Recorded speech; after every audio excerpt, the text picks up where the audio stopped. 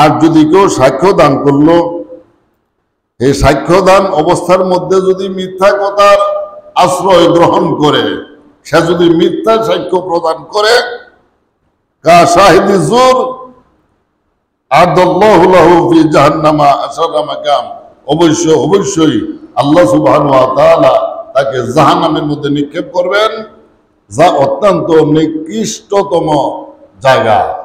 সেই জাহান্নামের মধ্যে তাকে ফেলা হবে যে লোক মিথ্যা সাক্ষ্য প্রদান করলো। ওমা ওয়াজাবা আলাইহিল হাজ্জু,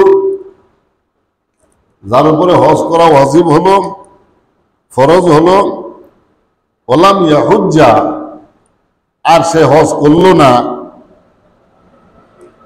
ফালা আদরি আইয়ামুতা আলা গায়রা আলা দ্বীনে আও গায়রে মিল্লাতিল ইসলাম। আমার হুজুর পাক ইরশাদ করেন, আমার জানা নাই সে কি মুসলিম হইয়া মরল না অমুসলিম হইয়া মরল, এই বিষয়টা আমার জানা নাই। আমার হুজুর পাক ইরশাদ করেন, তাহলে হজ কত বড় গুরুত্বপূর্ণ ফরজ আন্দাজ করতে পারলেন। যার উপরে হজ ফরজ হইল এবং হজ করল না আর মৃত্যুবরণ করল, তার মৃত্যু ইসলামের উপরে হলো না ইসলাম ব্যতীত অন্য কোন মাযহাবের উপরে তার মৃত্যু হলো, আমার হুজুর পাক সাল্লাল্লাহু তাআলা সাল্লাম এর নিশ্চয়তা প্রদান করেন নাই। কাজেই বোঝা গেল ফরজ হওয়ার সঙ্গে সঙ্গে বিলম্ব করা যাবে না, আপনাকে হজ করে ফেলতে হবে।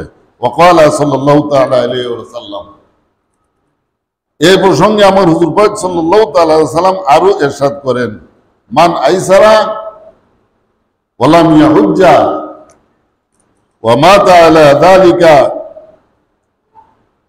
ফাহুয়া ফিন নারি যাতিল ওয়াহশাতি ওয়া যাল্লাম। যার উপরে হজ ফরজ হলো, ওয়ালাম ইয়াহুজ্জা, এবং সে হজ করলো না, ওয়া মাতা আলা যালিকা, হজ না করেই সে মৃত্যুবরণ করলো, ফাহুয়া ফিন নারি, সে জাহান্নামী হবে।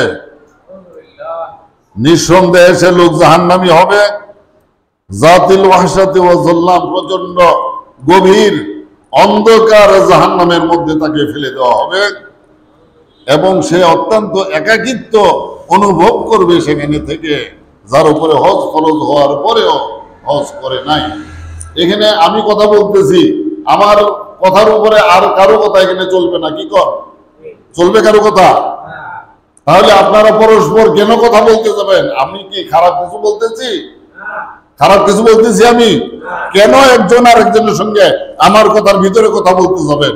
আল্লাহ সুবহানাহু ওয়া তাআলা আমি যা বললাম এই কথার উপর সকলকে আমল করার তৌফিক দান করুন। সকলে বলুন আমিন।